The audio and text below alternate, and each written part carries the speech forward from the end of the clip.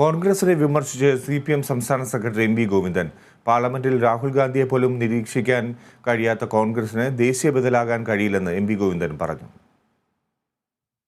വിദേശത്ത് മോദി സർക്കാർ ശക്തിയായിട്ട് അതിനെ വിമർശിച്ച രാഹുൽ ഗാന്ധി മാപ്പ് പറയണം എന്നാവശ്യപ്പെട്ടുകൊണ്ട് പാർലമെന്റിൽ BJP തടസ്സപ്പെടുത്തുമ്പോൾ അതിനെ കേരളത്തിലെ MP-മാർ ഉൾപ്പെടെയുള്ളവരാരും എതിർക്കുന്നതിന് വേണ്ടിയുള്ള നിലപാട് സ്വീകരിക്കില്ല എന്ന് ഇന്ന് മാധ്യമങ്ങളിലെല്ലാം റിപ്പോർട്ട് ചെയ്യപ്പെട്ടു.